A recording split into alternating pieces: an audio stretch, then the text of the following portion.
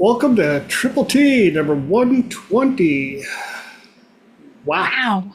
April 16, 2024. Who'da thunk it? My name is TJ Zebel. I call myself a professional problem solver. How about if we try that again? Problem solver. And no, that doesn't mean I know everything. It just means I have a unique way of asking lots of questions to help people get down to the root of their challenges, their questions, all the above. Um, wow, I'm been a busy day. Just gonna say, I even got a couple of texts that some people are going to be running a little late joining us today. So I guess it's worldwide, which is fine. That allows me to get through all of the intro stuff, like for those of you on YouTube, I get to say, "Hi, Mom." For the rest of you on YouTube who are not my mom, thank you for joining.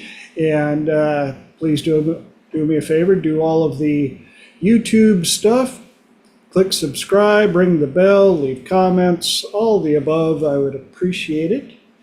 What else we got? I've got a website, just like pretty much everybody else these days, but mine is mine, and my website is thetswb.com, the tall, skinny, white boy.com. That is what TSWB stands for. Has for a very long time. I don't care what else you find on the internet, that's not me. Just saying. I do offer a free 30-minute consultation. That's 30 minutes of my time dedicated to you. You can ask me any questions, bring up any challenges you may have.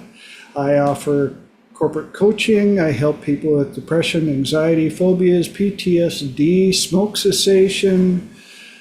I work with athletes all the way from beginner up to the professional level, and about 900 other things, but we're not going to go over all of those.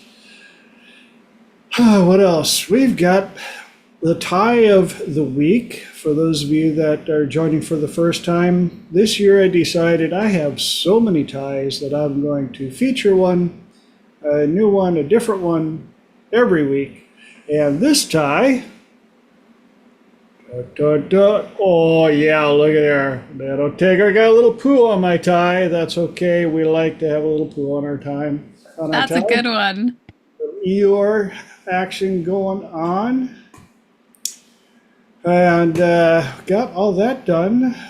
For those of you that are watching for the first time, I appreciate you showing up, even if you're watching the recording. The way we run Triple T is the first hour. I have 3 subjects that I do my best to get through. And then the second hour is open platform, open mic. Anybody on the call can ask any questions or bring up topics, and I let everybody that's on the call answer first because I also like to learn. And so there's your incentive. If you've got a question, join us. It's free. You don't even have to know how to spell NLP to join us. We're that hard to get along with. Anybody got anything they want to share? Ahas, epiphanies, cool stuff from the last 7 days since we were here last? Anybody? No? I didn't know if Mark was popping in. I have been practicing speech writing, which is really, so when we say speech writing, it really should be reframed to 15 drafts, because you start out with one thing, and by the time that you get to the end of it, totally different beast. Yep. But it's been really, really interesting, and this is my multiple time through this talk. And I actually, when I started to write today, it felt really, really on point. And I was like, this is what I'm aiming for. This is exactly where we're going. So I was super excited about that. That is awesome to hear. And yes, I know about trying to prepare talks and speeches and all that stuff. I get practice every week. But yeah, so I'm glad that's working out for you. Looking forward to hearing the final talk. And anybody else on the call got something to share, or we jumping into the topics? Okay, well, the topics of tonight are: where's my gratitude? The anger outlet, and why not me? I did not see what the topics were, so now it's kind of like pulling out bingo numbers at this point. You're like, oh, what's it going to be about? And now you know. Now we know. So, diving right into number one, where's my gratitude? And anybody that's been around the self-help, self-improvement, all the above industry for any amount of time has heard about gratitude. How important gratitude is and all the above, but I've noticed with some of the clients I've been working with lately, the problem with things like that becoming a buzzword or a catchword. Oh, it's almost like confidence. You just need more confidence. That's it. The reason you're so bummed out, you don't have enough gratitude. And so I challenged a couple of my clients. Does it always have to be good to have gratitude? Can you have gratitude for a sore body? Can you have gratitude for a sink full of dishes? Can you have gratitude when you're doing your taxes and realizing how much you owe? Yeah.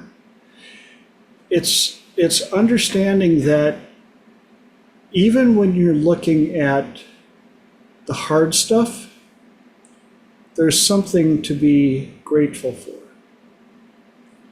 Even, and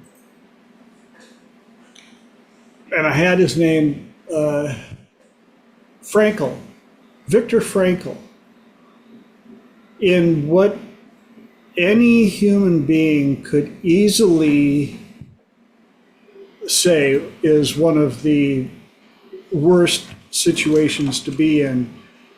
How could you find anything to be grateful for? And yet he managed to point out that he could find gratitude for a fly in what they were calling soup that they were giving them. And of course, there's plenty of us going, yeah, I don't know if I could reach that. I hope that I hope that nobody that I know, I don't even want people I don't know to ever have to figure out what that must be like. Even though I know there's still horrendous things happening on this planet, there's still something to be grateful for.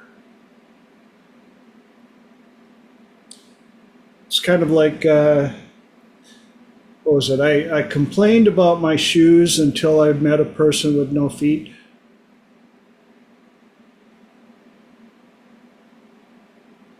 Suddenly it doesn't matter what condition your shoes are in. You're like, okay.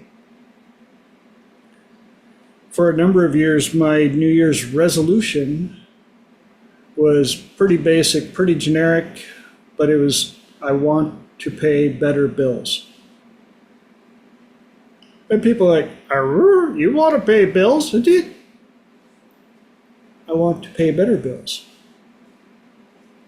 And I want to be grateful for the fact that I have the money to be able to pay them.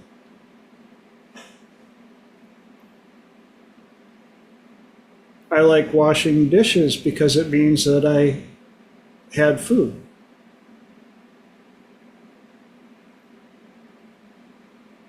I'm still kind of recovering from Saturday, 3.5 hours of running a weed eater, finding out that my body's not 18 anymore. What the, really?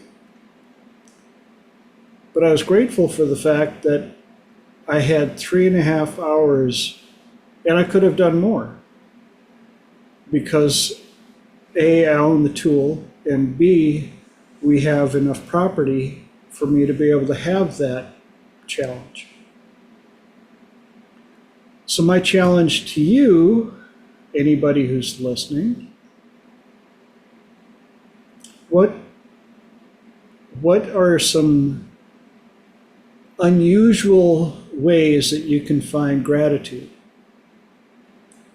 What are some unusual, I hate the saying out of the box, but everybody seems to understand it, things that you can be grateful for? And one little thing that tied into it that I thought was really cool was a while back I filled in for my buddy Savo on one of his webinars, and one of the people that was on there brought up the acronym of PIES, which can easily be utilized for gratitude. And the acronym PIES stands for physically, intellectually, energetically, and spiritually. And so if you're having a little challenge figuring out what to be grateful for, throw it into the pies. Another one that I had presented was all of our senses. And in our industry, we call it VACOG: visual, auditory, kinesthetic, olfactory, and gustatory. Now, for those of you that are tuning in going, who to what the what, was that Egyptian? What language was that? We'll go through it. So visual, I'm pretty sure we can all figure that out. What can you see at the time that you can be grateful for?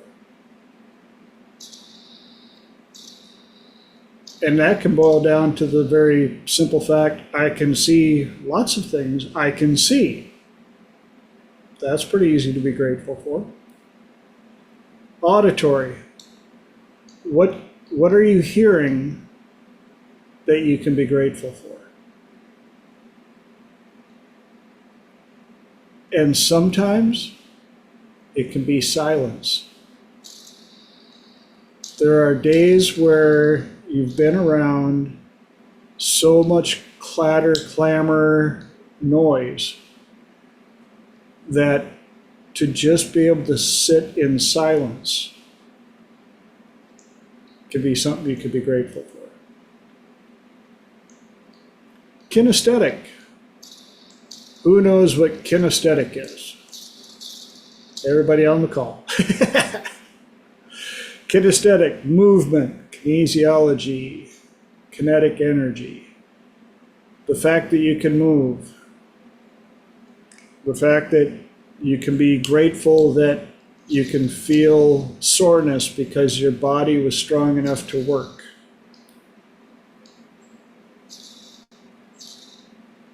So, and then auditory, or no, kinesthetic, olfactory. Olfactory, the sense of smell.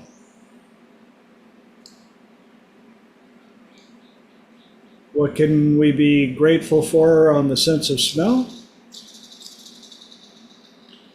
Can you be grateful that you're smelling a tad ripe? You can. I know I was smelling a bit manly the other day when I finished weed whacking, and I can be grateful for that, and I can be grateful for how I smell when I got out of the shower afterwards. Grateful for the smells coming out of the kitchen. Be grateful, you can be grateful for smells that are anchors. How many of us have something that a waft of something goes by and you're like, oh, grandma. Grandma, yes. Cookies. I know sugar cookies for me reminds me of Christmas because we used to make sugar cookies for the holly dates, all the dates of the hollies. Pisha, oh yes. I got to share this story with you guys. When I met my wife, she had 2 dogs, Mac and Ammo. And Mac was this monstrous, purebred white lab with a head about the size of a melon. And when Mac was in his final days, it was pretty sad, all the above, and there were a couple of times we knew that he was probably not going to make it through the night. And he had not moved from this one place pretty much all day. Didn't want to drink, didn't want to eat. And I was in the kitchen and pulled out some pizza. And I looked at Mac and I said, Mackers, Pisha? Jumped right up, walked right over to me. We had some Pisha. I was like, Lazarus, you're back. Even my wife walked in. She's like, he's up. I went, power of Pisha. Don't underestimate the power of Pisha. My spirit animal. So if any of you, for any reason, ever think I'm dead, or if I'm in a deep coma, Pisha, bring it in. Docs be like, you can't bring food in here. This is medical. This is a support pizza. And I will be very grateful for that. So anybody want to share any other amazing ways of, oh, wait a minute, that was olfactory. Well, that went right into gustatory, didn't it? People are like, gustatory, you forgot the G on the VACOG. Gustatory is stomach, which we popped right into cookies and Pisha. So, now that we covered that, anybody got any other ways that, yes? This was one that I had known it, but it really got amplified when I worked in a trauma 1 center.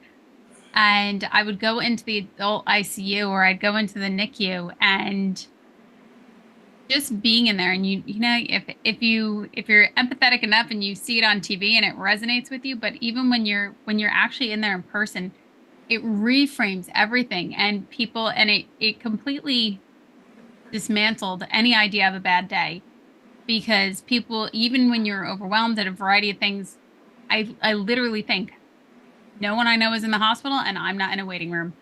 And even people who were laying in bed, who you would hear things that they might not walk again or that they can't do certain things again, always remembering that. And it might be an extreme, but I find it to be one that goes, my day is definitely going good. Even on a tough day, it's still better than being laid up in the hospital or having those amazing gifts suddenly taken away. And even when I'm doing chores, I find this got reframed, and I'm pretty sure you were one that had reframed it, TJ, was as I was cleaning, I was able to say, I care so much about my home that I clean it. I care so much that and I love that I have the ability to clean my sink and to dust my house and to vacuum and do all these other things. So I do really think of that. And it really, as I do that, it actually raises my own awareness of how much I invested into my home and into these other things and how much I do take care of it. So I think it's just a really beautiful way to reframe. And I don't necessarily consider it an attitude of gratitude. It's just really how I think at this point. What you just described on that is when the attitude of gratitude becomes the habit of gratitude. There you go. Mark. I used to work for 20 years with people with disabilities, and towards the end, I never, I was grateful for all those folks, and but towards the end, I would be traveling around to workshops, day programs, and and I'd walk in, and it was like I was a rock star, like, hey Mark, hi Mark, how you doing? Even clients I didn't know, and I felt like a rock star walking in there, and I was very grateful that I could go in there, get them out of that situation for a little while, and give them I was the biggest thing in their week, but it was like I walked in there, and even clients I didn't know would, the Down syndrome people are very affectionate. And I'd come in, I'd get hugs, and and I was very grateful for that. It energized me. It kept me doing that for several years. Super cool. Yeah, I've been blessed to be friends with some of those people, and their outlook on life can be so amazingly infectious, which is why I love hanging around them. Another point that I wanted to bring up is, now that we pointed out all the amazing ways that we can be grateful, one of the absolute best times of the day to go over what you're grateful for, actually, two of them. What are the two best times to go over what you're grateful for? Yes, Lenora. I'm going to go with first thing in the morning and last thing at night. Yes. Do you know The other two times are when you're awake and when you're sleeping. Other than that,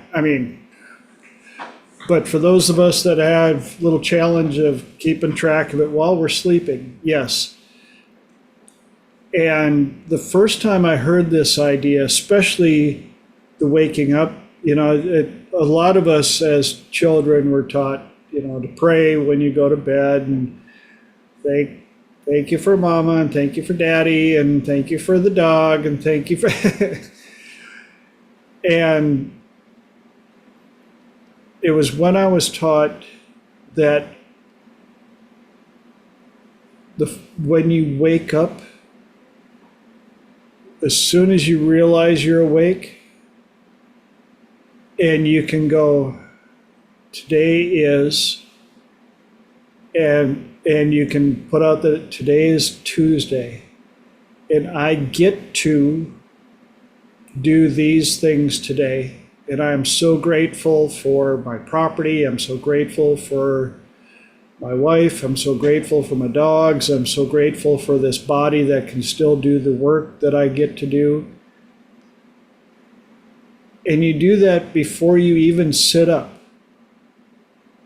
It's amazing how even when I don't get a real good night's sleep, I can still stumble my way into the kitchen to make some coffee, a little go-go juice, and be grateful. And I'm grateful for the coffee maker, and I'm grateful for my mug. And you just kind of keep going through the day. And I think we've all seen this person, Eeyore Deluxe, oh bother. And you try and so what are you grateful for? Nothing.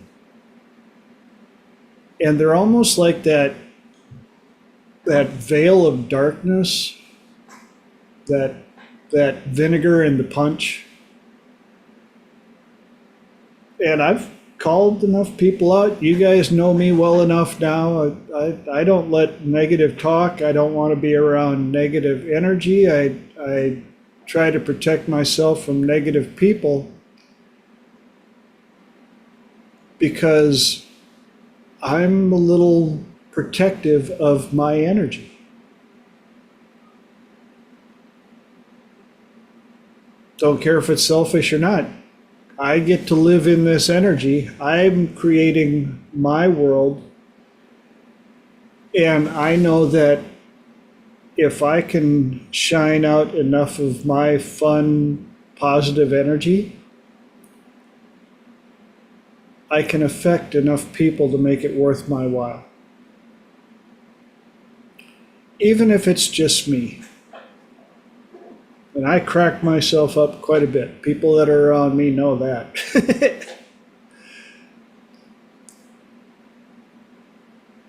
Any other ahas, epiphanies? Yes. This was something that was really difficult for me. I would start first thing in the morning. I'd really try to start being grateful. And I would even walk around my house pointing out things that I was grateful for. And I had such an inner critic going on that every time I was trying to be grateful, my inner critic was criticizing that, like it wasn't good enough, or yeah, but.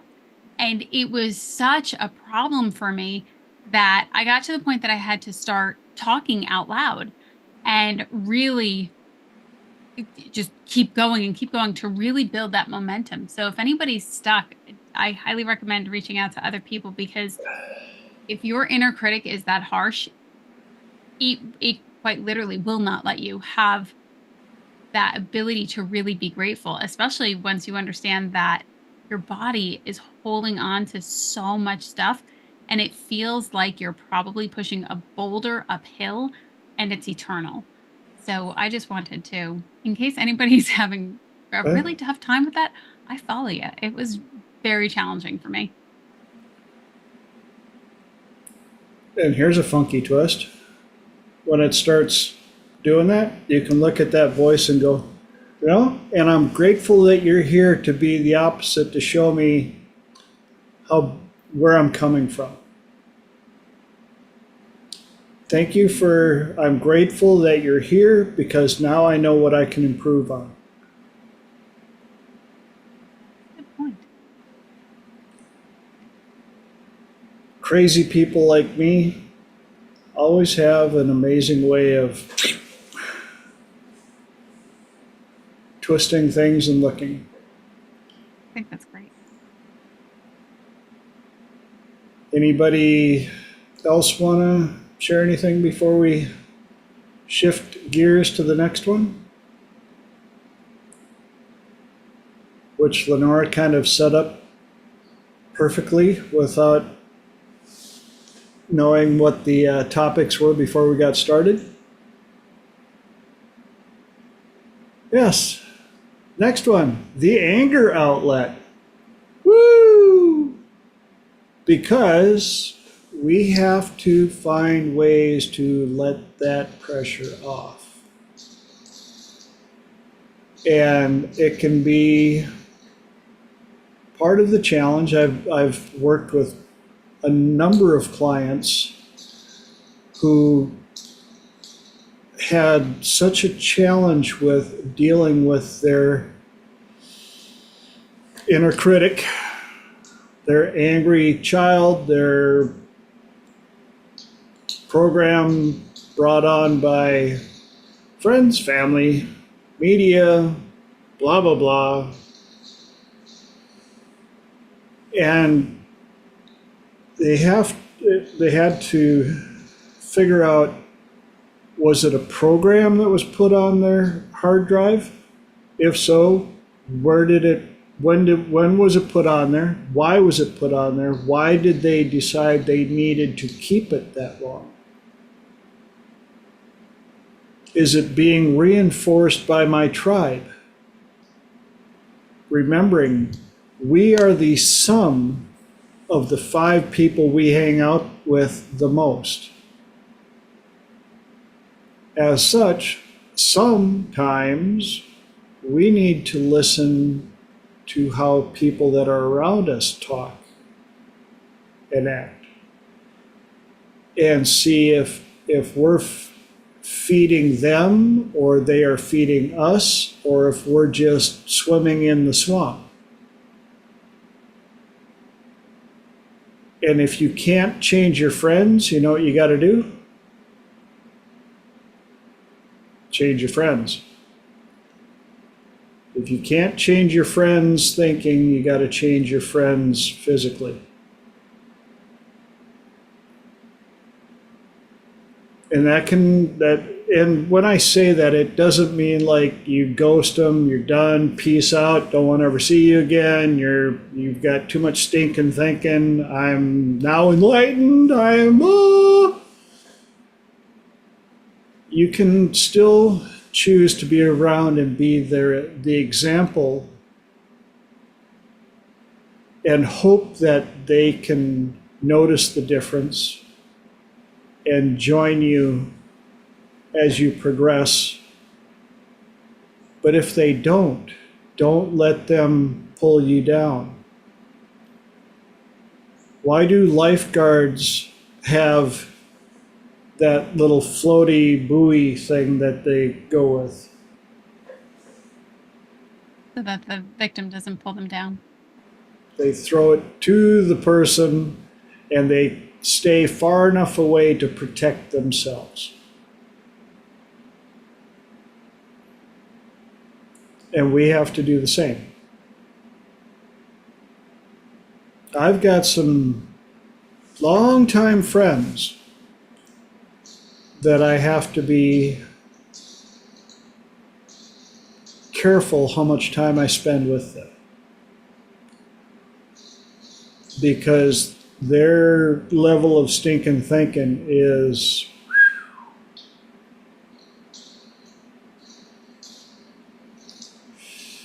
yeah. And they think I'm just this crazy optimist who, well, you just don't understand. I'm like, you've known me long enough. I've been through some sewer piles of feces. But I didn't plan on staying there. And then you also get the people that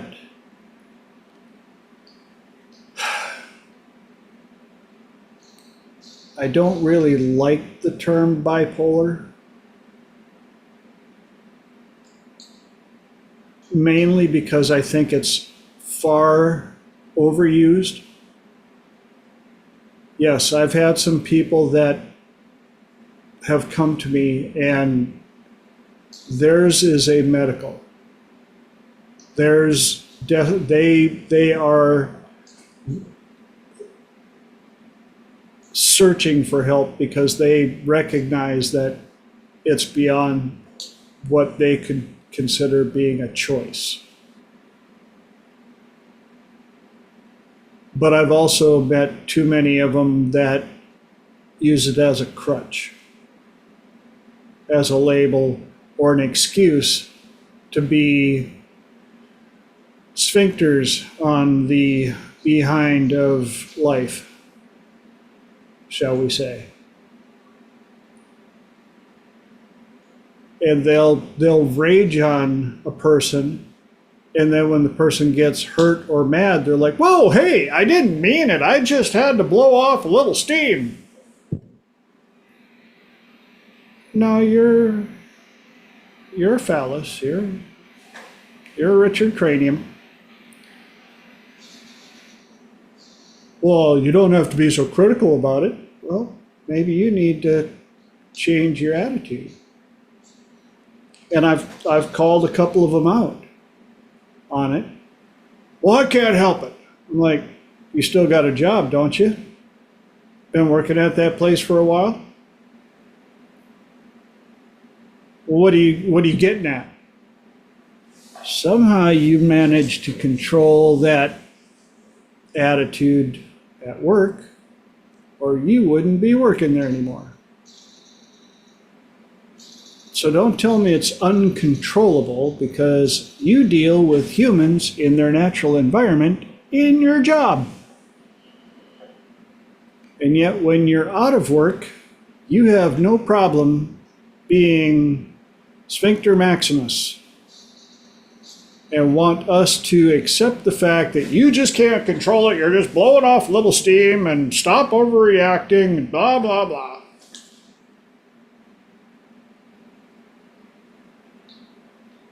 I even had to call out a couple of roommates that I had that they would fight uncontrollably in the house.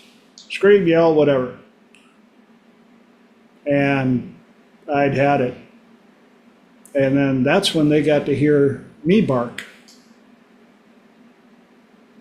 And the one with the biggest problem, well, I've got this and that, and I pulled that exact thing on him. I said, you know what? I'm calling BS. You're full of it. Because I know if you acted out like this one time at work, you'd be unemployed. Done. Am I right or am I right? And they're like, well, actually, I went, no, seriously. If you blew up like this at work one time, this isn't a write-up, this is an adios. Peace out. I said, so it's a choice. And you know what? You are at work now. From this moment on, you pull that one more time here on this property, you're fired.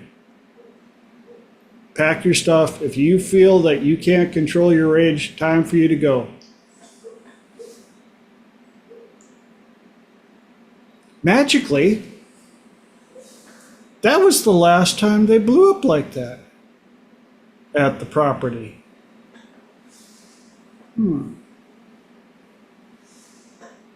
Maybe it is a choice. And for those of you that are watching this and you really do have challenges in that department, please reach out to any of us on this call. Reach out to me, free 30-minute consult. If I'm not a fit, I'll let you know. But if I am, let's get this under control. You don't need to walk around life carrying that much anger inside of you. We have enough studies to prove now that up to 80% of all sickness and disease is caused by repressed emotion, especially anger and resentment.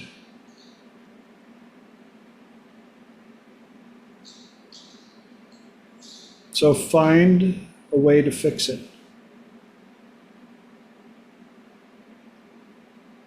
And one of the easiest ones, right back to the first topic, huh?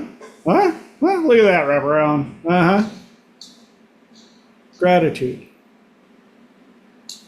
And I forgot one of the things that I've came up with for a number of my clients and students who were wrestling with gratitude is simply a day planner next to their bed.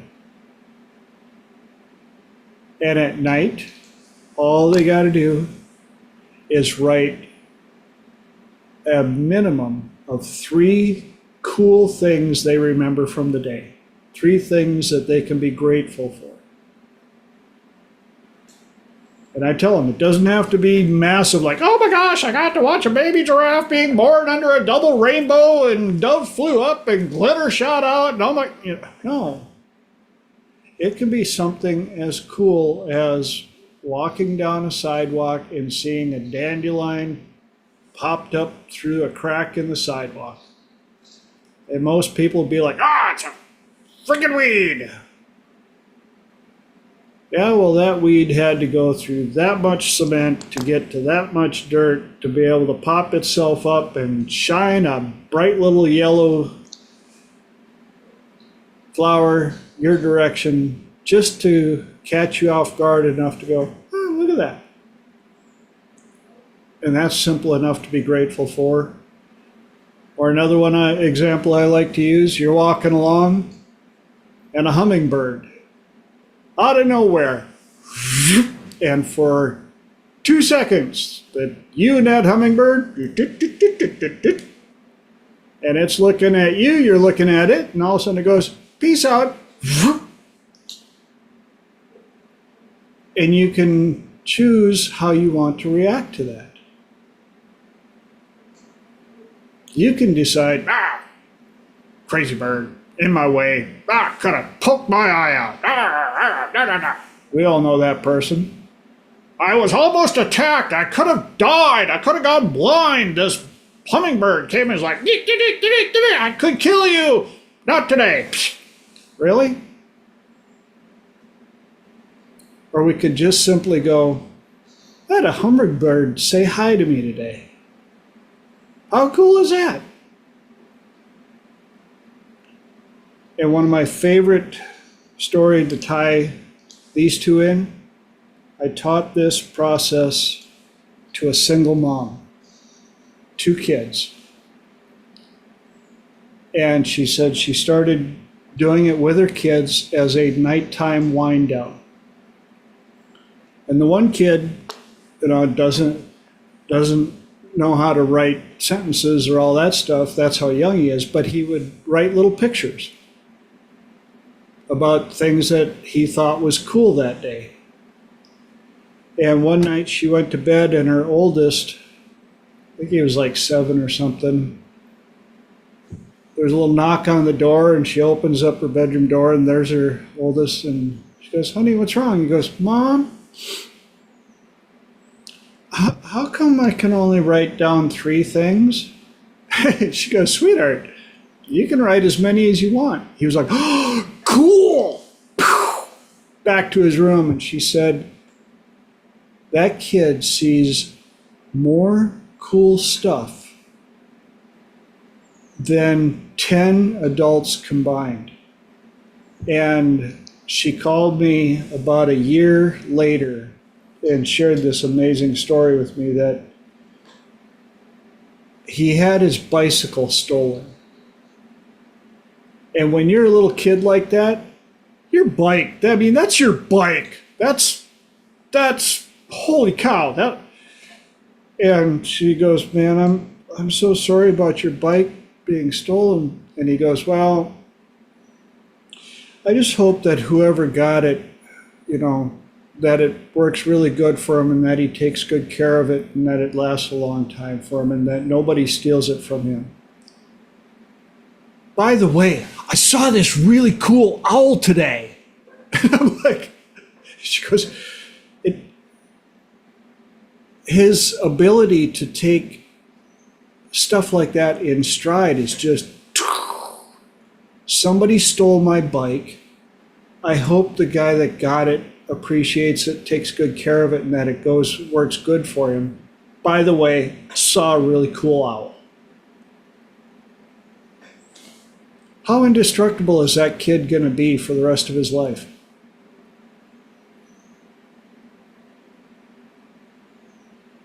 Gratitude, yes. So I remember this story well when you had shared it with me. And with the young kids that I work with, I'll say, what are 3 cool things that happened over the last week or since I last saw you? And a lot of them really have a hard time with it.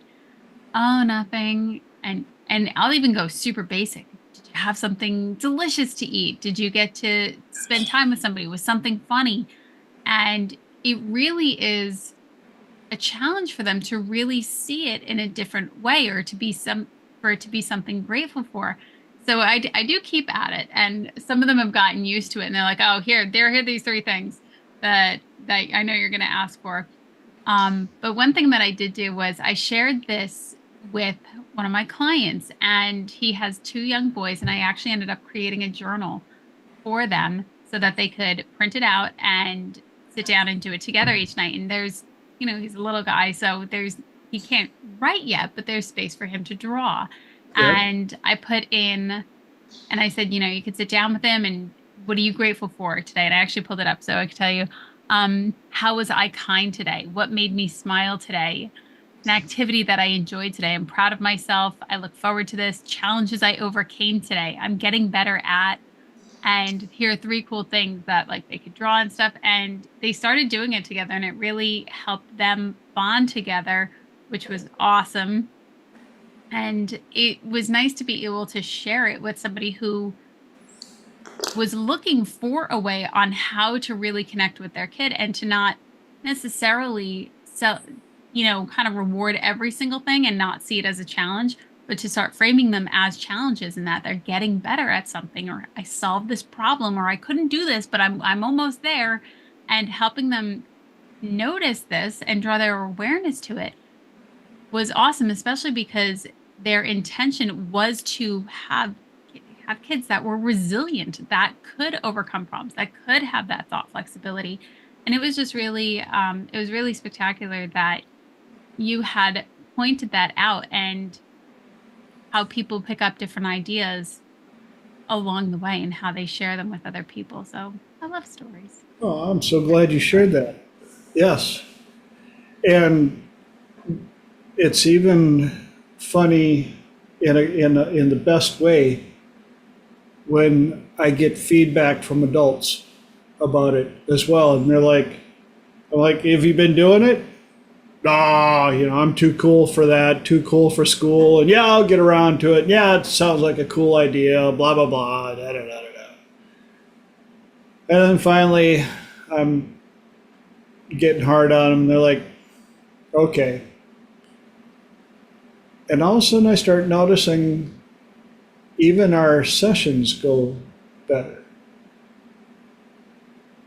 And I'll ask them, so, what are you grateful for today? And like you say, when you first start it, it's amazing, sadly amazing, how hard it is for people to think of something to be grateful for. But after they've done it for a while, all of a sudden they realize all this stuff has been there the whole time. It's everywhere. There is nothing.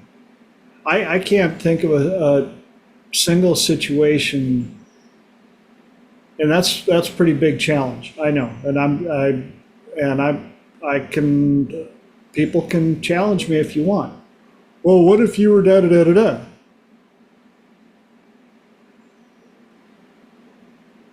I'm able to put air in my lungs, something to be grateful for. There's, and I like that you put that in the comments, Lenore. I think when people share it, how the person hearing it receives it and celebrates it, I think that's huge as well. Yes. Which is why celebrating every little victory is also so important. Another thing that people that know me well, what do I do anytime there's any small accomplishment? Yay! And I'm 6'4", so when I celebrate, pretty good peripheral of people notice that it happened. Like, yeah! But studies have shown people that witness those types of activities also get a benefit boost from it. And it costs you nothing. They don't even know what's going on. They just know, hey.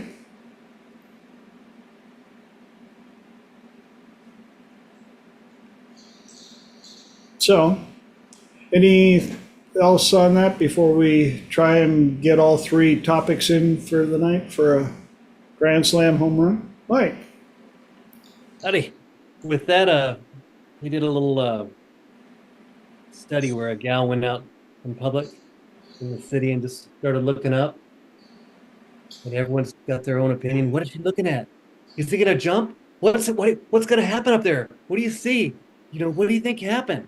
And everyone has their own little thing, but they're all sucked into the action. So when the people celebrate, I love it. Yeah, Huge. exactly. And I'm glad you brought that up because you pointed out it works both ways. You could point up in the sky angrily, and people will look up and try to figure how many traffic jams have been caused by an accident on the other side. Rubberneck Deluxe. And yet I wish that I could tap into the thought process of the people going by to see how many people hope good things for the people involved with the accident. It's kind of like when we watch Fail Army, and you notice when you're in a group of people that are watching Fail Army and how they react when people biff it and stuff like that. And yeah, you get the impasser going, oh, and the other ones are going, face plant, look at him, And people like us are going, put down the damn phone, stop recording, and get over there and help them. Duh.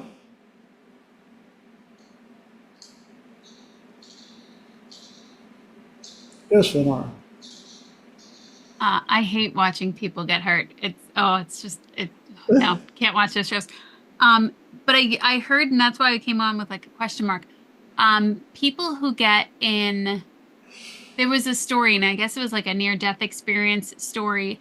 And this woman she was in the near-death experience, and she was in a car accident.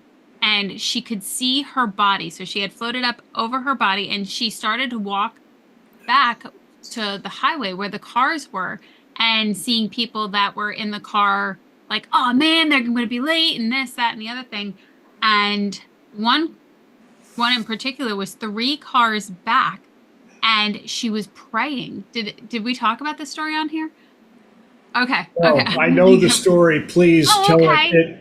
No, it needs to be heard. It's amazing. I'm like pulling it out of my brain.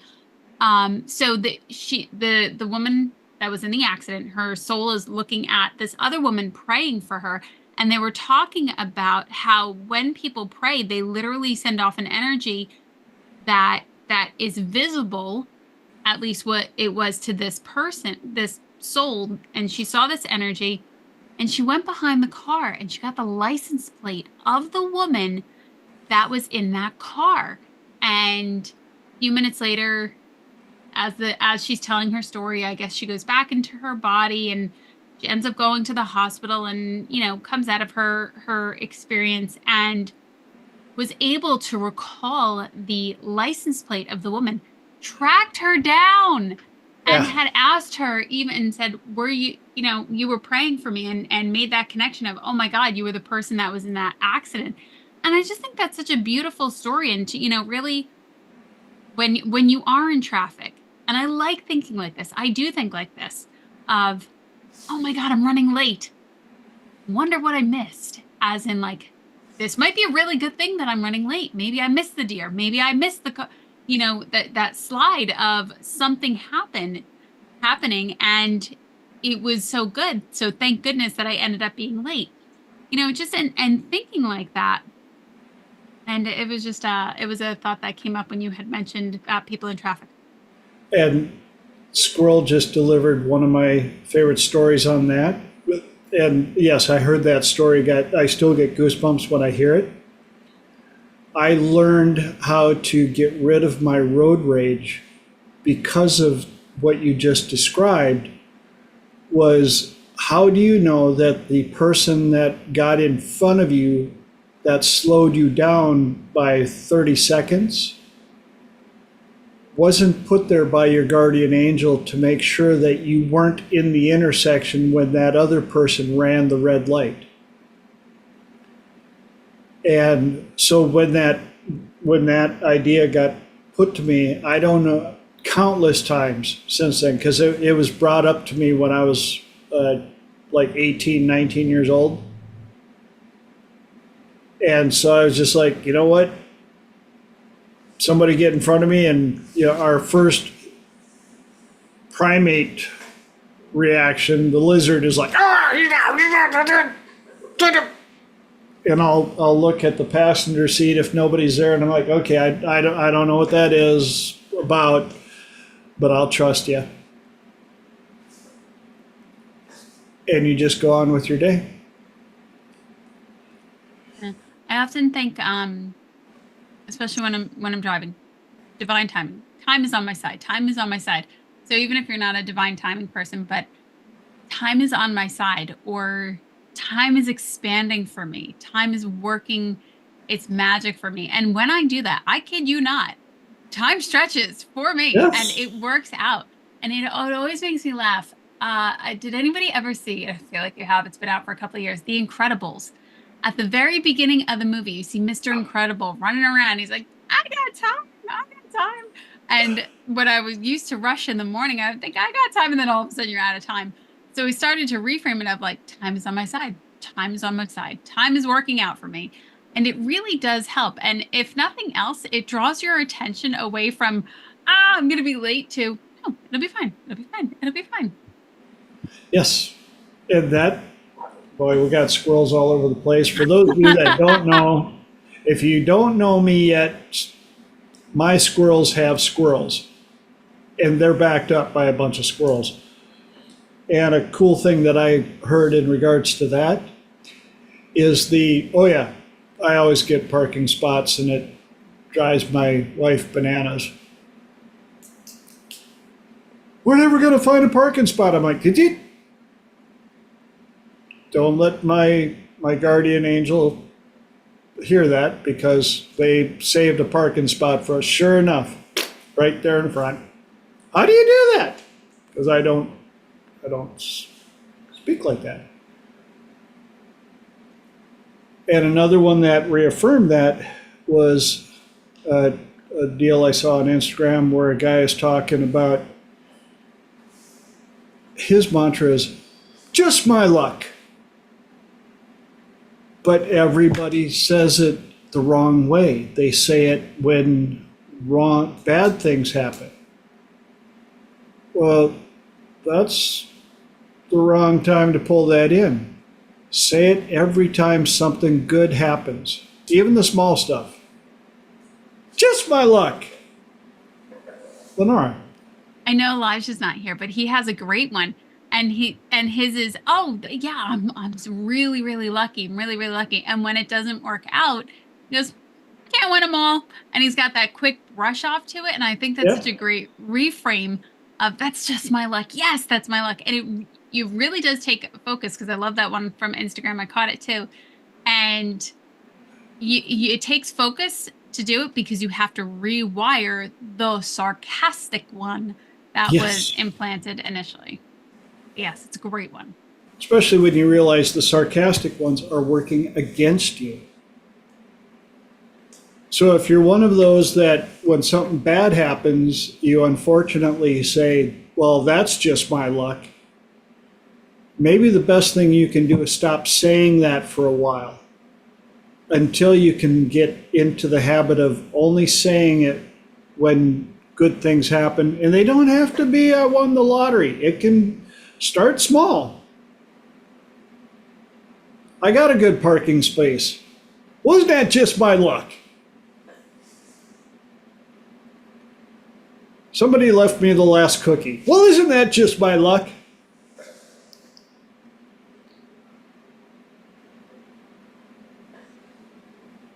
Believe me, that stuff works.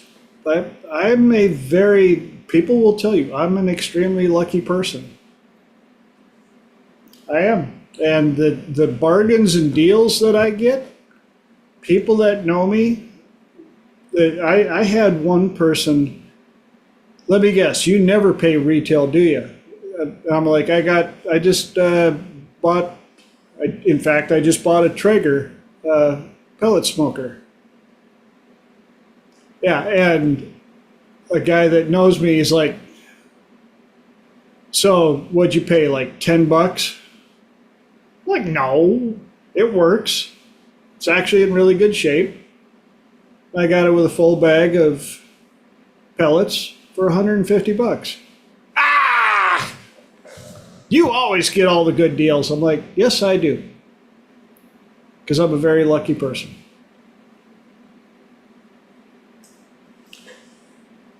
And we didn't make it to number 3. Sometimes we do, sometimes we don't. That's okay. Because now it's your guys' hour. Who's got questions or topics for hour number 2? Ooh. Mark just put in the comments. If a less than positive thing happens, I will say to myself, well, Jesus had days like this and he had a lot worse. Makes me feel better immediately. Yeah, that's a pretty good reference. I mean, Jesus had some really good days, but boy, his bad day was.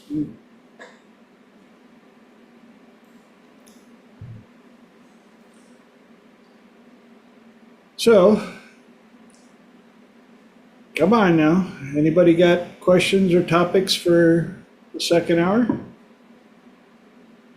And by the way, for those of you that are watching this live or watching the recording, I always have to tell people that the YouTube and the recording will only show the people with their camera on.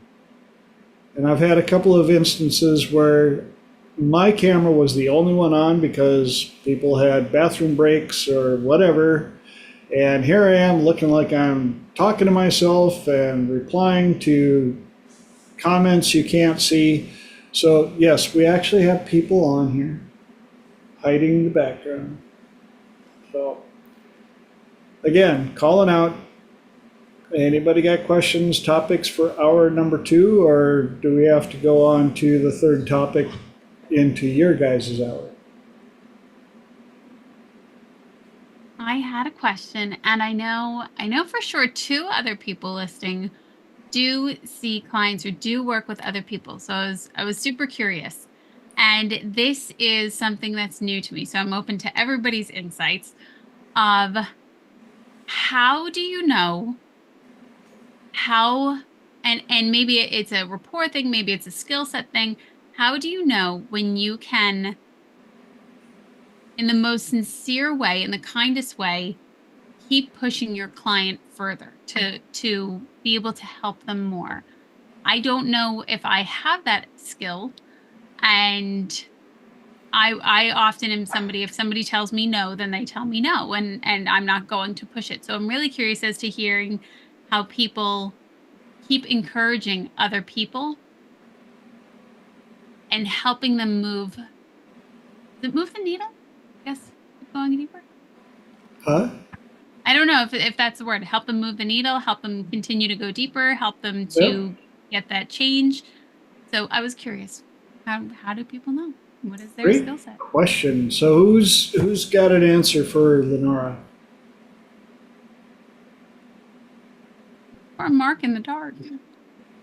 Yeah. Yeah, the light faded. out here on the porch.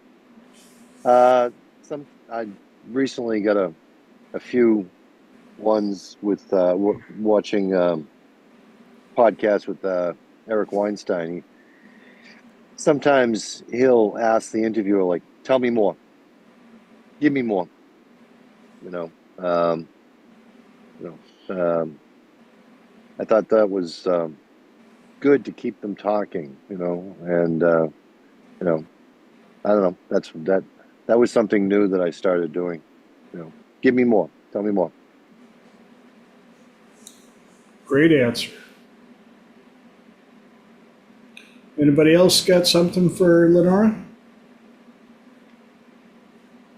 No?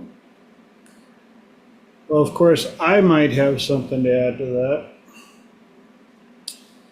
One of my favorite ones that I learned was, and part of it's going to be the setup when you first start working with them, is establishing the ability and their permission to be relentless. But when I know it's going to start getting a little deep, a little dicey, I will ask them straight out, now, do you want me to be your coach or do you want me to be your friend?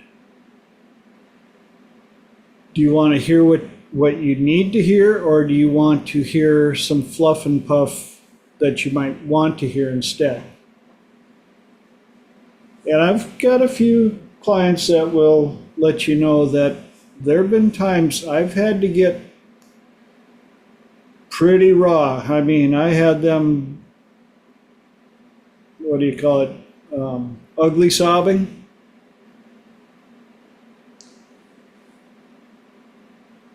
But I wasn't, they knew that I was doing it because it was, I think we touched on it a little bit in another Triple T episode where I said the topic was, "Doctor, hurt me, please."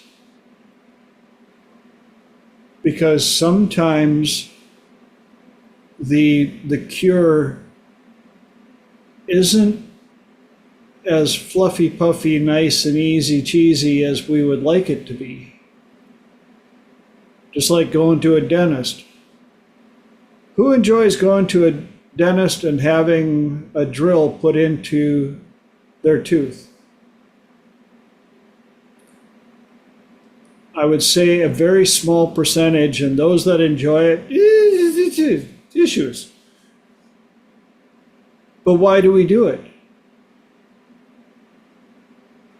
Because we trust that the outcome is going to be worth the pain. And sometimes the only way through is through. If there was a better way to get change, trust me, I would do it. But that's why I ask permission from my clients and frame it as such. Do you want me to be your coach, or do you want me to be your friend? Do you want fluff and puff, or do you want it to get done?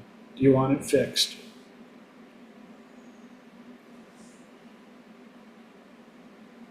And I think also when they make that choice, it helps them with the progress anyway, because they are telling their conscious and their subconscious, I'm choosing to make this happen, to make this work. I know it's going to potentially be uncomfortable, and if that's the only way through, then let's get through.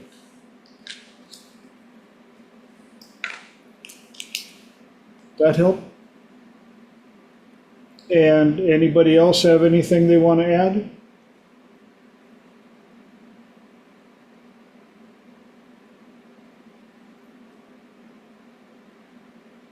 Bueller?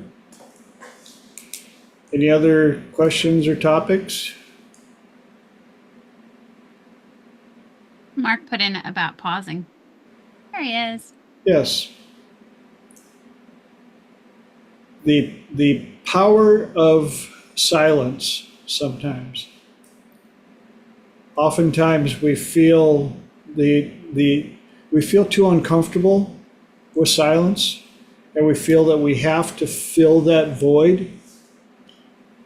But especially with what Mark brought up about, tell me more, help me understand that better, and then silence to let them collect their thoughts.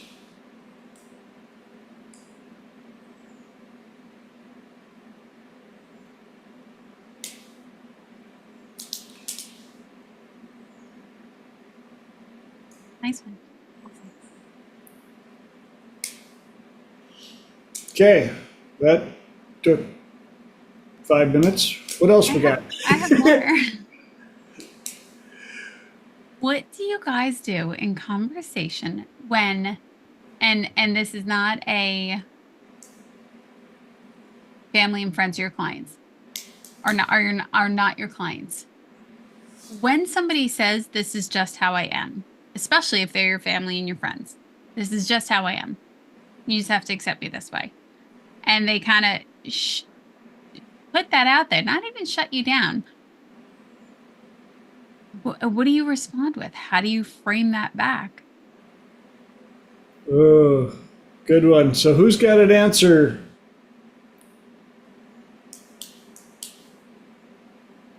Come on, you guys. Who's got an answer for them? Well, I would put a incredulous look on my face and go, really?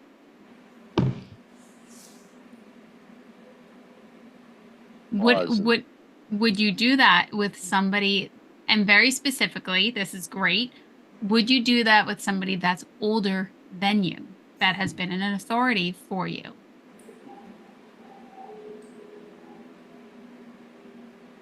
Well, there's very few people these days older than me, so. Yeah, I would. I don't know. I'd probably do the same thing. Okay. Really? You're better than that. That punches through the social mask, gets them to turn around. That's a very powerful statement when you say, That's a good one. geez, I thought you were better than that. And that punches right through the social mask. It turns them around going, am I better than that? Is this really that way? That's a very powerful sentence to say to another person because it forces them to become introspective. I was going to say that, and I feel like your tone has to be very careful. Your tone, Right? Sure. Your tone can still be quite varied, right, Mark? Mm-hmm. Because you could also say, "Oh, I was hoping you were better than that." Okay. Totally different message. Yeah. Okay. I'm writing this down, guys.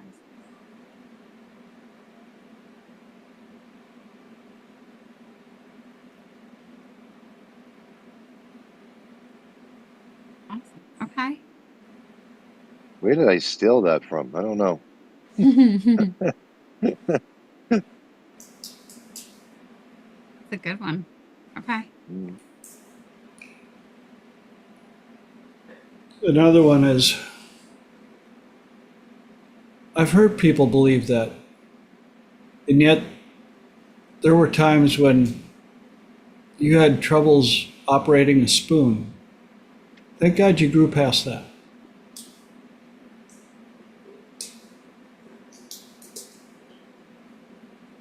Not that I've ever been known to have a sarcastic streak for some people, but some people, that's their language. Well, I find it, depending on the person that I'm in a conversation with, if there's already heightened emotion, Yep. having to be on point. I feel like that's a skill set I need to get better at, guys. Part of it is A, learning your value, and B, understanding and holding the frame. I'm not 12 anymore. I turned 18 quite a few years ago. And if I could change, that's another one that you can do. Have I changed in the time you've known me? Well, if I can, you can.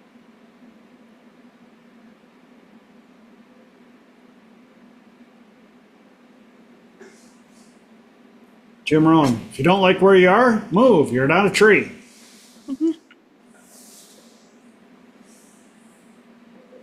Would you say, have I changed in the time you've known me? If I can, then you can. Yep. Have I changed in the time that you've known me?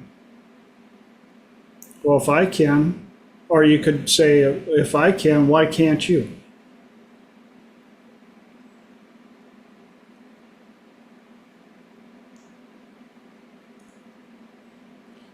In fact, I just pulled up a quote that I came up with about a week ago from a friend of mine's child who is not a child anymore. I think they're 21, and I offered them one of my classes for free. And got met with that look. Okay, whatever. Well, I ran into him about a week ago. And I was like, so, you never called. Oh, yeah, I'm sorry. I'm like, no, you're not. You're right. Whatever. I went, oh. So as I was leaving, I said, it's all right. I get it. You're busy. Besides, I know a few people who have a PhD in sarcasm and an IOU in finance. So the look on their face was like, wait, what? I know a few people who have a PhD in sarcasm and an IOU in finance.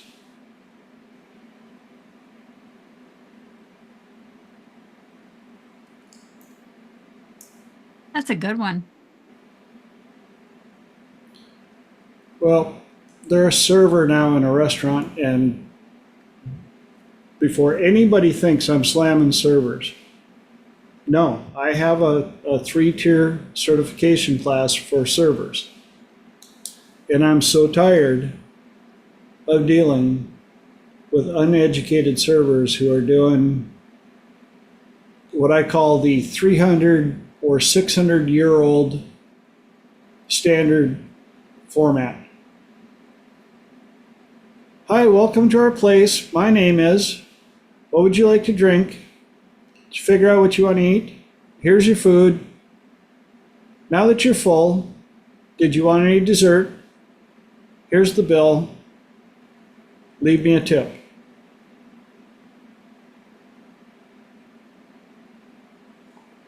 Pretty accurate. What, do you want me to tip you for your abilities, for your value, or do you want me to tip the 20% because you think that's what you're worth?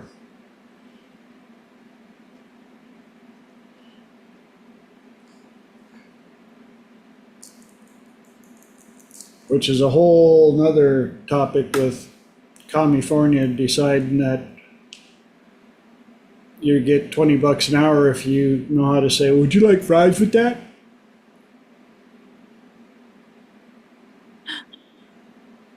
And before you guys start typing, relax. It's already passed. And this experiment will play itself out. We're going to find out how quickly restaurants realize that order kiosks can be paid off pretty quick at $20 an hour. And AI is at a level now where they can take an order verbally and assemble your hamburger and fries and package it and deliver it to you and probably have it paid off fairly quickly.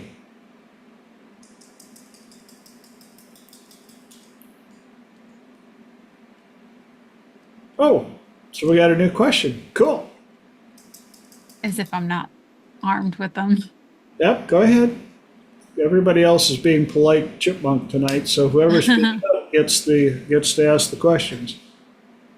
So the question was, what is an experience that pushed you to a new level of you? Was it a new client, or I wrote new experience twice. Sorry.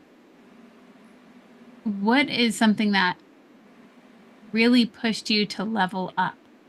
And I love what Holly had said about make your mess your message. And I know she pulled that from, I want to say Matthew Hussey, but I could be wrong.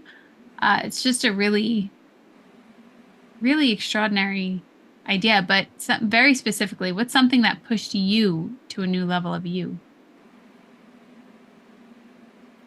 Okay, who's got something for Lenora? Well, every client that walks in is a new challenge. So, you know, you have that moment, imposter phenomena, like, oh, am I going to be able to help this person? And, you know, you've got virtually nothing to work with, but in the beginning when they walk in the door. But then I, you know, again, I developed a response to that less than positive voice. Like, how am I going to do it? How am I going to help this person? And repeat it a million times, and you know, it becomes a belief that I have all the abilities, skills, and resources to overcome this client's, you know, help this client overcome their challenges, and that's usually how I respond to the, you know, to the negative voice or the imposter phenomenon when somebody new shows up. That's And a really, you know, how do you say it? Like I just that I quickly, have all the abilities. I have all the abilities, skills, and resources to overcome, you know, any, you know, this challenge of, you know, connecting to this client and helping this client, and, you know, say it a million times and you believe it. The belief got wired in because I repeated it so often. And, you know, every client, you know, some clients stretch me. They challenge me to, you know, look at things in new ways, and, you know, to, you know, and, like I said, every client is a new challenge, and every client is, you know, you know, again, and I like the ones that are the most difficult because that's what stretches me the most. You've had some really interesting ones too, Mark, right? Yeah, Yeah. yeah. It's, you know, and maybe that's just the universe going, oh yeah, you think you can handle everything? All right, try this one. And you know, and you know, in some ways, shape, or form, I'll you know, give it my best shot. So, because I have that belief that I have all the abilities, skills, and resources to overcome any challenge that I may have today, internally or externally. I love that. That's a great one. That's just part of my internal dialogue every day, Yeah, you know. So that's Great I awesome. find answer. the strength. Yeah, I find the strength that, you know, because the eighth client of the day doesn't want me there at 75%, wants me there at 115%, just like I was for the first client. So I have to amp myself up and tell myself that.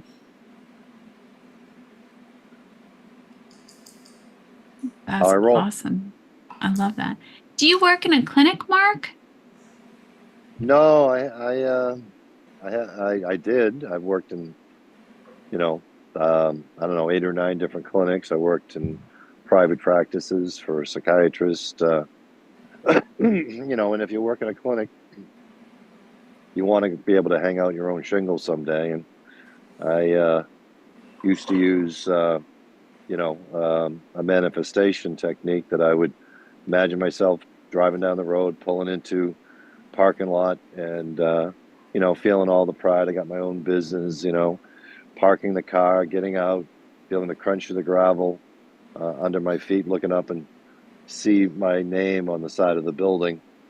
It's still not as big as it was in my imagination, but after doing this for almost 20 years, but I manifested that, and then one day this lady called me, and she and another clinician were starting up their own little associated, psychological associates, and they wanted me to join. It kind of fell right out of the ether into my hands, and and built my caseload, and eventually left the clinic because my private practice had grown to extensive, and but I think all clinicians want to move on and hang out their own shingle, and I had to do it 3 times before I got it right.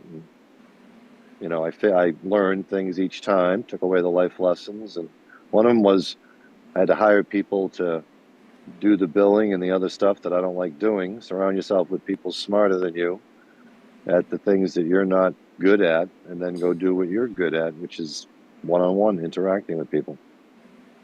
That is super cool. I didn't know your story. I love that. Yeah. And Very- my reputation has grown with the number of people that I've helped, and most of my referrals, I get from psychologytoday.org, but a lot of them are referrals from other people, and a fair amount. And then I've been able to help a lot of people and grow from each experience. So That is super cool. yeah, and I still have that durable fulfillment when I wake up in the morning, TJ. I'm like, oh, good, I'm alive. I can go do this. I can go do this thing that gives me that fulfillment every day. I leap out of bed, ready to go do what I do. I don't, finding that thing that you can't not do, is that durable fulfillment every day. That is super cool. Why do you call it durable fulfillment? Well, I've never I heard stole that that. before. It's Okay. in a very old podcast. The psychiatrist's name was Paul, and he called his mind. You can find, if you dig deep enough, you might find it on the internet. It's called Mind OS, Mind Operating System, and he said that's what all human beings are looking for, is that durable fulfillment, is to Okay. wake up in the morning and can't wait to do that thing that gives you that fulfillment.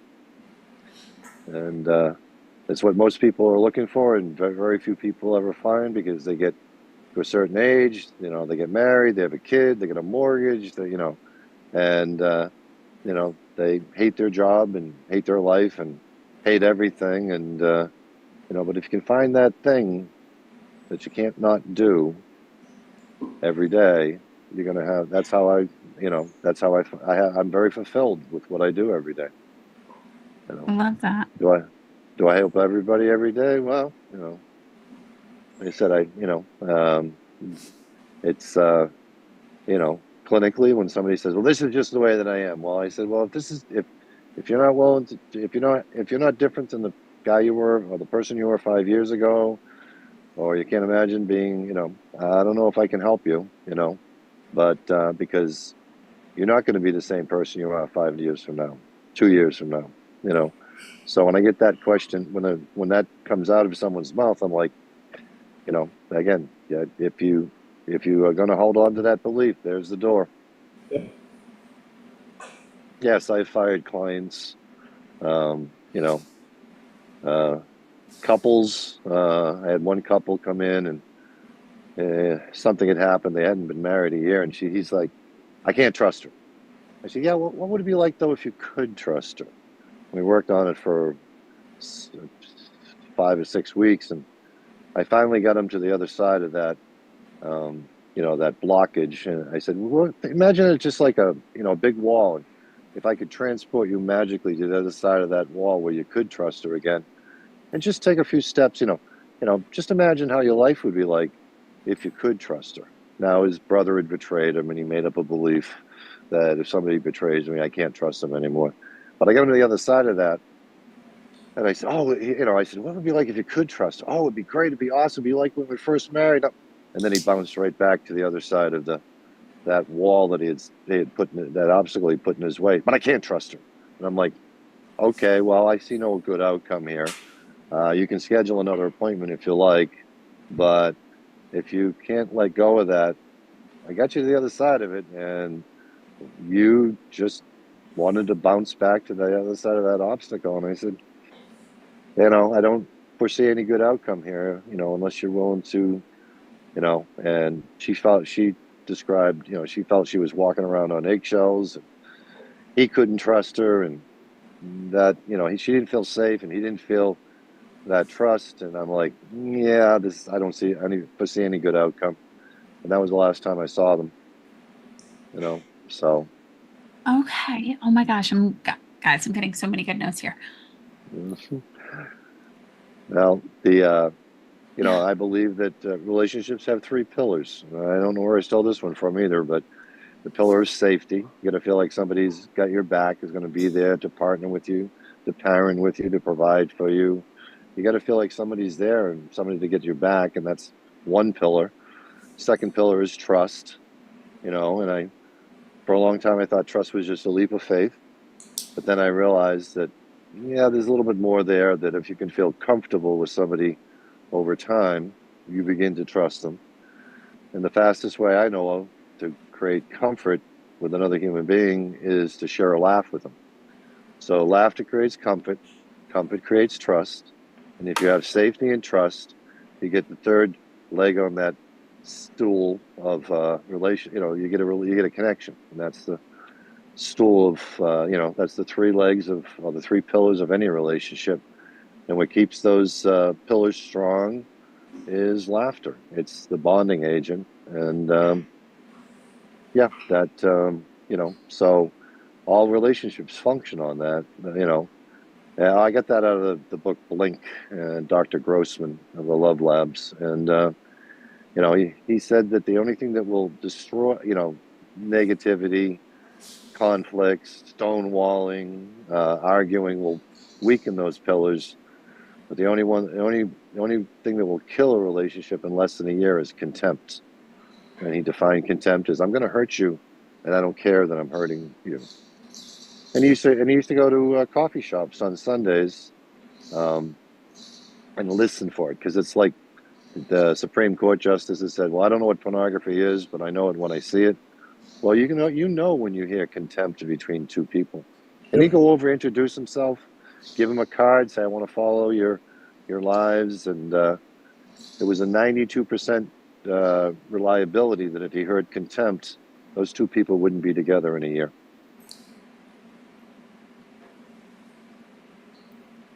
Yep, I heard that one too. Yeah. Well, it's right in the book Blink. And I told you I steal all my best stuff, TJ. Come on. Hey, it's called research. I just did a little research. And then I try to recombine it with other things and make it better. Absolutely. Mm-hmm. Good answers. Thank you. Anybody else got anything to share before I throw my Dos Centavos in the pool? Of course, mine is going to be vast and vague. What? Yeah, if Mom was on the call, I would just have her answer for me. My answer is pretty generic, and mine is life. Anybody that's known me long enough knows what experience pushed you to a new level of you. Woo. Yeah, if you guys can see the picture of Mark's background, just count those little stars there. And I've been blessed that way. because I was never afraid to try something new. I'd always been told that there's nothing I can't do. Thanks, Mom. Love you, because that set the basis for me to go out and be adventurous and try stuff. Like, one major one was deciding that I was going to go to Europe. 21 years old, and 2 months later, bada bing, bada bing, I was the first one through the University of Minnesota MAST program to put the whole system in reverse and get sent to Europe. And from what I understand, I guess they're still running it in both directions. So, yeah, but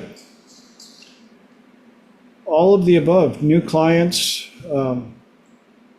yeah, like Mark said, you get some of those clients and you're like, oh, okay, let's strap in, let's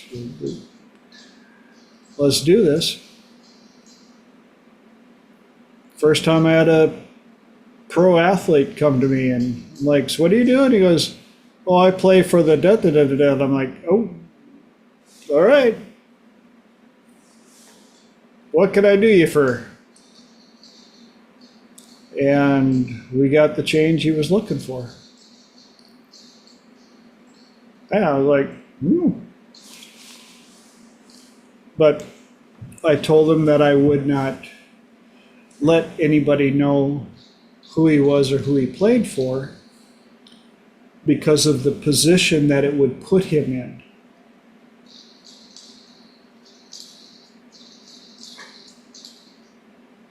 So, I think the best thing that, I'm glad you brought that question up because I want people to understand, look for the challenges, look for the experiences. I actually have look for opportunities on my calendar. Look for challenges. Why look for challenges? Well, or look for solutions to overcome challenges? Look for the challenges. That's where growth is. We all know the comfort zone is a nice place to visit, but nothing grows there. I know, because I know a few people that have invested a vast majority of their life in the comfort zone. And they are time warps. It's like, wow, you haven't changed at all since we were in high school. Yay! But that might be their jelly. That might be, like Dolores Cannon put out, we have no idea what they went through the last lifetime. And so this time they could be like, you know what? That last run was kind of, I just want a nice little kickback. I think I'm just going to spend my entire life in a little town of 187 people where wash, rinse, repeat for 70 years of my life. And I literally can do my entire day with my eyes closed, half asleep, in a mild coma, because nothing has changed for 70 years. And as much as it drives me nuts, I'm like, what's the farthest? I know a few people that are proud of the fact that they have never been out of the state. The farthest they've traveled was about halfway to the state line. Woo! but that was their big shakeup for the day. Like, all right, well, they think I'm absolutely nuts, and sometimes I am, but it allows me to experience those new things. One of Okay. the one of the first journals that I had in the beginning, I would say each day I wish for something to learn, some way to grow, and some new challenge to push me. Yes. Great mantra. Absolutely.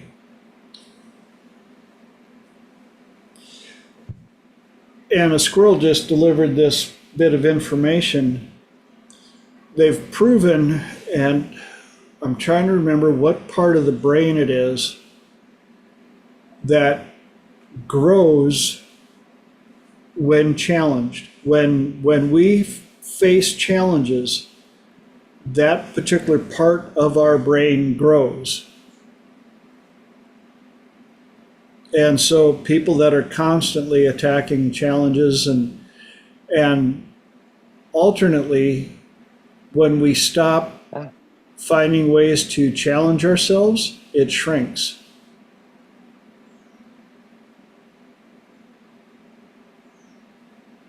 Yes, scary concept. So that's why people that also know me that know that I I do and try many things. I love figuring out challenges.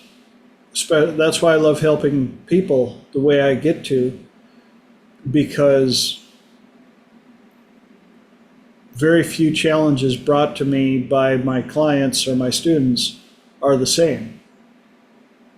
So it's not like cookie cutter fix. It's like, oh, okay. So let's figure out how to navigate this one.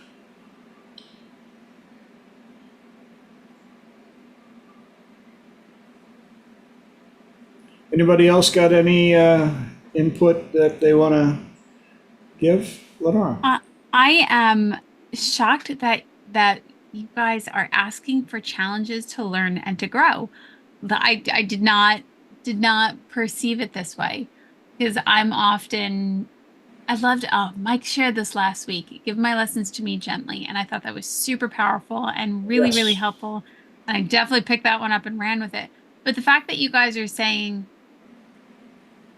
that you're leaning so much into your challenges and into these shadows and into these things that you don't know for growth, I think is really remarkable because I know that things will come up and I ask for support and grace and assistance of all sorts to help me, of which Fran has always mentioned the circle. Oh, it's slipping my mind right now, and I know she's gonna know it. Um, but asking for help from the court of atonement or court of I think that's what it is. And you guys are over here. I'm basically over here going, oh, please don't make it hurt. And you guys are over here like, we're gonna get stronger, we're gonna get better. Like two totally different perceptions here, guys. You definitely warriors, and I'm over here like, nah. But to add to that, you can look for challenges that will make you grow that don't have to hurt. Like Okay, that's a nice spin. enough people know me, or that know me know that I totally remodeled an apartment in the shop on our property. And one of the final little challenges, I've been trying to find some end tables for the bedroom. And my wife knows me well enough to know that the idea of going out and buying some brand new ones, yeah, you know, if we find the right thing. But this weekend, She said, I found an old beat up chest of drawers, a small one, at an antique shop, and it's on 50% sale. And so we went and looked at it. So for 20 bucks, I got this beat up little 3-drawer nightstand. And she knows that when I looked at it, my mind sees the final product. She sees the fact that it has no back on it, and the one drawer you pulled it out and it almost fell into all the pieces parts. But it's dovetail oak wood, and that's my latest little challenge, is how do I take this $20 beat up piece of furniture and make it not, I don't want to paint it so it looks new. I want it to restore it to make it look like it survived life and belongs in the decor of the apartment. So I've added a level of challenge to my challenge. That make sense? Yes, that definitely makes sense. I love how you've added a level of challenge to your challenge. But I love that Mark wrote, bring it on. And then I wrote, I think perhaps I associate pain with growth, or at least there's a part of me that associates that, because consciously I'm like, yeah, no, I survived, I'm good. But there's definitely a part where they're going like, don't make it hurt. Sometimes it's, I was going to say, sometimes, it's not easy being me or being around me, because I have a very low, I'm not perfect, but I have a very low boredom threshold. So if I don't feel like I'm moving forward, Lenore, I feel like I'm going to explode. So, so again, we all have to live in our own self-made world. But like I said, I'm not easy. Just ask my wife. And I've added to that, I'm not cheap and easy, I'm affordable and agreeable.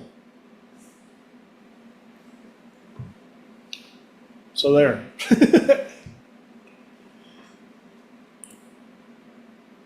But what if growth didn't have to be painful?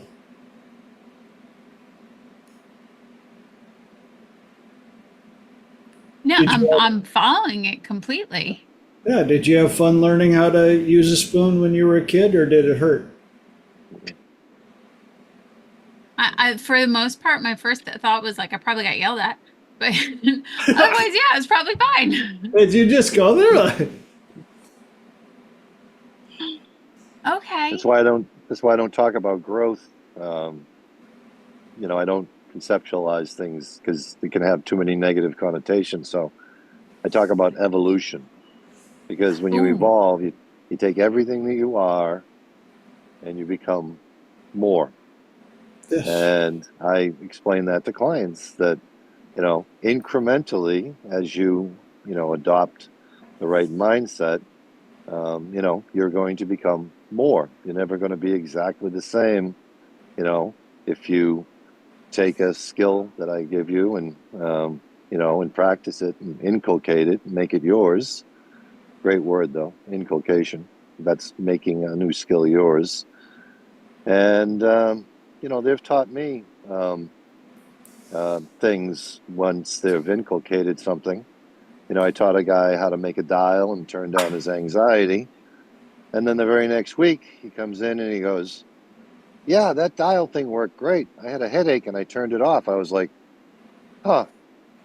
Because in a million years, Lenora, I would have never thought of using a dial to turn off a technique. One person can't see all the facets of the things we teach our clients.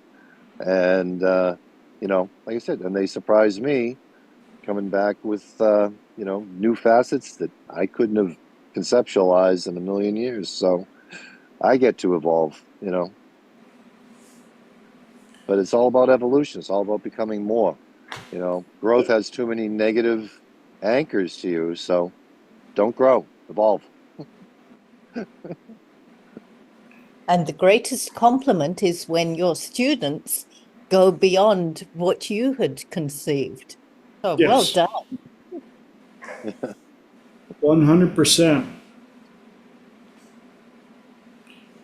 Which is also why I teach, instead of perfection, pursue excellence. Because excellence can be built on every second if you want. Oh, that was excellent. Yeah, and then I did it this way. Oh, that's even more excellent. Then I did it a little faster. That's even more excellent.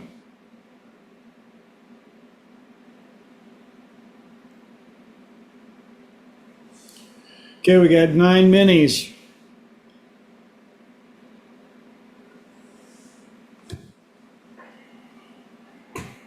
Anybody else got another question? Or I know that Lenora put a good one in there, but we'll have to. Might Jump. be opening up the can of worms on that one. What's that? It might be opening up the can of worms on that one. Hi, Fran. There's that smiling face. Hi, Fran.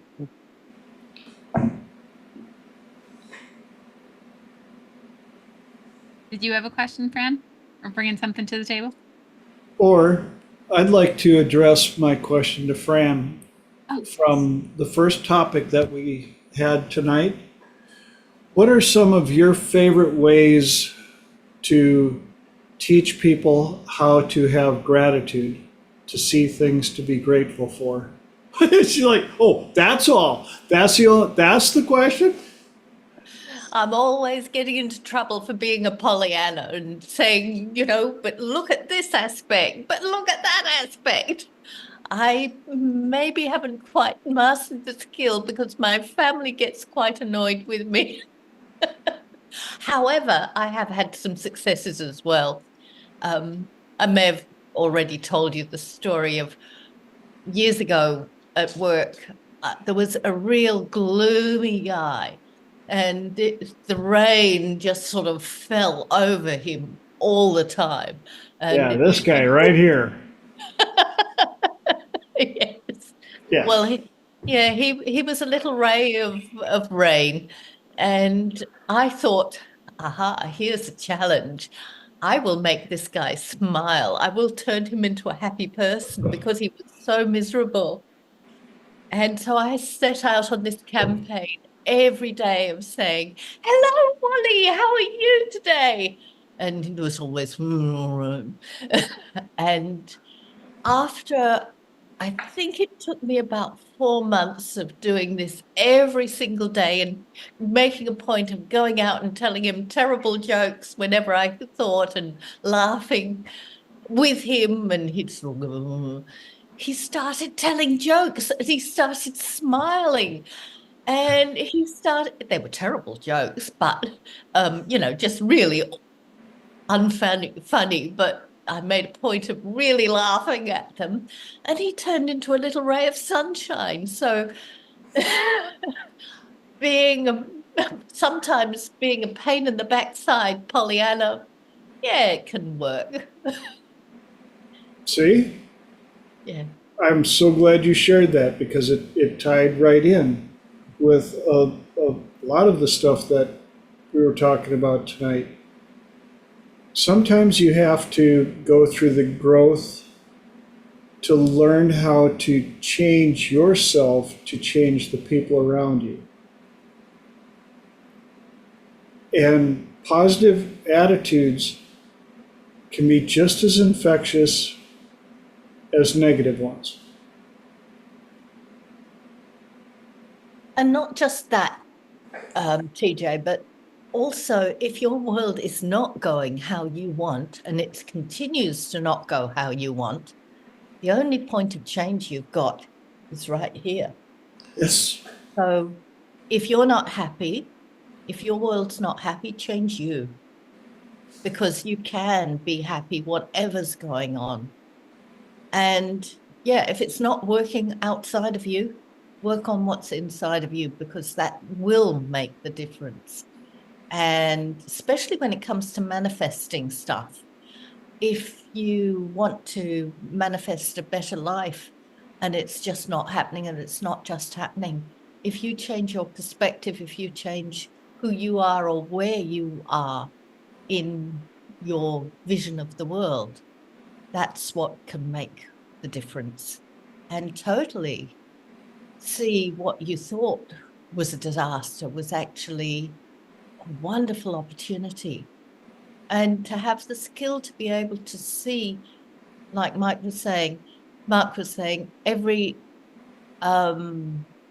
challenge as an opportunity, as a gateway to something better. You know, then you don't feel that, oh my goodness, here's another one hitting me.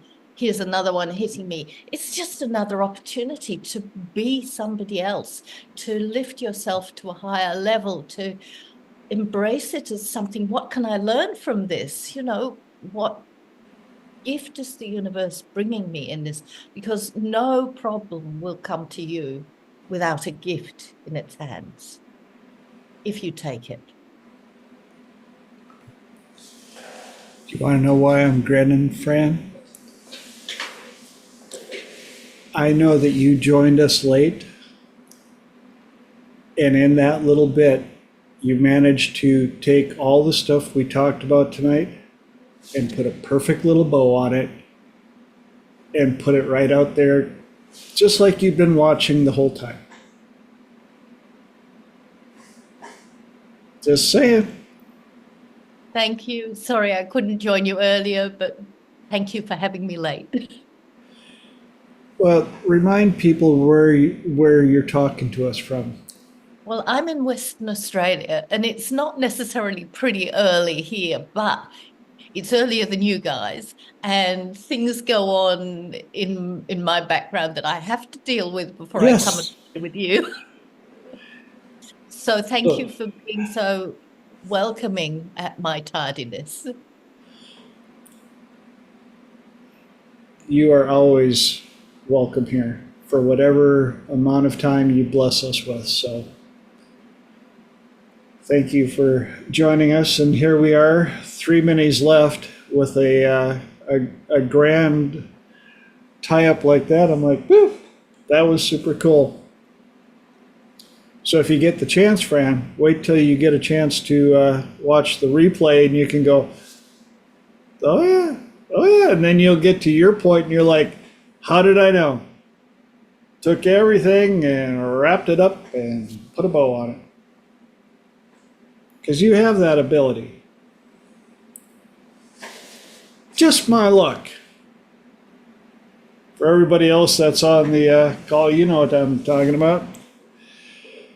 And do we have anything else we want to add with the 2 minutes left? Come on, give me something good. Can you do your third topic in 2 minutes? What's that? Can you do your third topic in the Why Not Me? Can you do it in 2 minutes? Well, Becoming attraction for next week. Yeah, challenge is on. Why not me? Where does that come from? And typically I find it to be worst case scenario thinking, the stinking thinking, the fears, the beliefs, and even when it's addressed to love. Why not me? Well, I think part of it is how you say it. You can say it, oh, why not me? Or it can be, hey, why not me? Which ties right into, well, that's just my luck. And I know Fran missed that part, but the vast majority of people say it the wrong way at the wrong time. Well, that's just my luck is a program. And if you say it when something good happens, well, that's just my luck. And why not me? When it comes to, huh? And luck is what you make it and what you perceive it to be. Yes, exactly. And so we're going to tie why not me right into that and learn to say it in the right tone for the right reasons. Stop saying it with the negative tone for the bad things. Well, they found their person, why not me? Well, they found a deal, why not me? Bless them. How awesome is it that they found their person? Super cool. But hey, you know, I'm up next because why not me? They got a super smoking deal. Good for them. They deserve it. How awesome is that? I'm next because, you know, why not me? Because that's just my luck. I'm lucky like that. So did I pull it off in 2 minutes? Actually, 3. And I've got a tribe like this because I am lucky. You know, why not me? Why not you? And unfortunately, but fortunately, I'm grateful to once again be able to say, it's time for us to go. And I thank you, thank you, thank you for your time. No matter how short, how long that you show up, it's the one thing I can't give back to you. Trust me, if I could, I would.